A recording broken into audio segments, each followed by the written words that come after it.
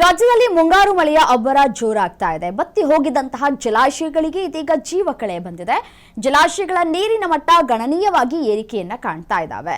ಪ್ರಮುಖ ಜಲಾಶಯಗಳ ಇಂದಿನ ನೀರಿನ ಮಟ್ಟ ಎಷ್ಟಿದೆ ಅಂತ ಹೇಳಿ ನೋಡ್ತಾ ಹೋಗೋಣ. ಕೆಆರ್ಎಸ್ ಜಲಾಶಯ ಗರಿಷ್ಠ ಮಟ್ಟ 124.80 ಇದೆ. ಇಂದಿನ ಮಟ್ಟ 102.09. ಒಳಹರಿವು ಹೆಚ್ಚಳ ಕಂಡಿದೆ.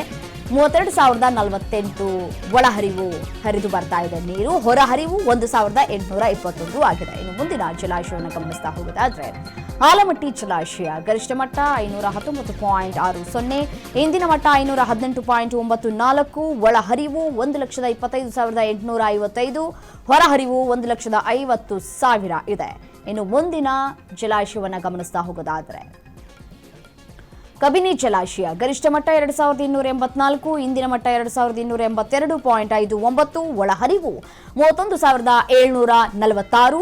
ಹೊರಹರಿವು 27,000 ಇದೆ. ಇನ್ನು ಮುಂದಿನ ಜಲಾಶಯ ಘಟಪ್ರಭಾ ಗರಿಷ್ಠ ಮಟ್ಟ 2,175. ಇಂದಿನ ಮಟ್ಟ 2,158.33. ಒಳಹರಿವು 20,782. ಹೊರಹರಿವು 1,765 ಇದೆ. ಇನ್ನು ಮುಂದಿನ ಜಲಾಶಯವನ್ನು ಗಮನಿಸ್ತಾ ಹೋಗೋದಾದ್ರೆ ತುಂಗಭದ್ರಾ ಜಲಾಶಯ ಗರಿಷ್ಠ ಮಟ್ಟ 1,633 ಇದ್ದು ಇಂದಿನ ಮಟ್ಟ 1,613.16 ಇದೆ. ಒಳಹರಿವು 57,785.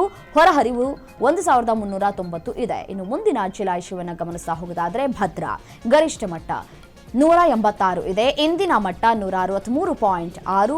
ಒಳಹರಿವು 36,103 ಇದೆ. ಹೊರಹರಿವು 189 ಇದೆ. ಇನ್ನು ಮುಂದಿನ ಜಲಾಶಯವನ್ನು ಗಮನಿಸ್ತಾ ಹೋಗೋದಾದ್ರೆ ಮಲಪ್ರಭಾ ಗರಿಷ್ಠ ಮಟ್ಟ 2,079.50. ಇಂದಿನ ಮಟ್ಟ 2,060.60 ಇದೆ. ಒಳಹರಿವು 11,703 ಇದ್ದು ಹೊರಹರಿವು 1,194 ಇದೆ. ಇನ್ನು ಮುಂದಿನ ಜಲಾಶಯವನ್ನು ಗಮನಿಸ್ತಾ ಹೋಗೋದಾದ್ರೆ ಮಾಣಿ ಜಲಾಶಯ ಗರಿಷ್ಠ ಮಟ್ಟ 595 ಇದ್ದು ಇಂದಿನ ಮಟ್ಟ 582.78 ಇದೆ. ಒಳಹರಿವು 10,003. ಹೊರಹರಿವು ಏನೂ ಇಲ್ಲ.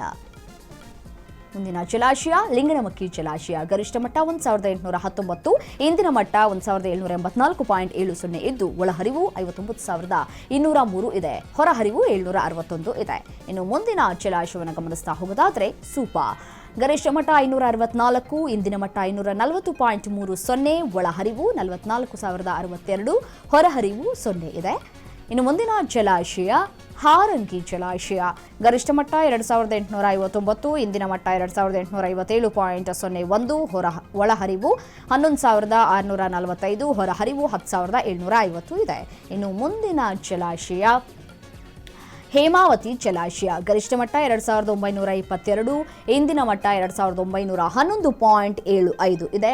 ಒಳಹರಿವು 12,859 ಇದೆ. ಹೊರಹರಿವು 500 ಇದೆ.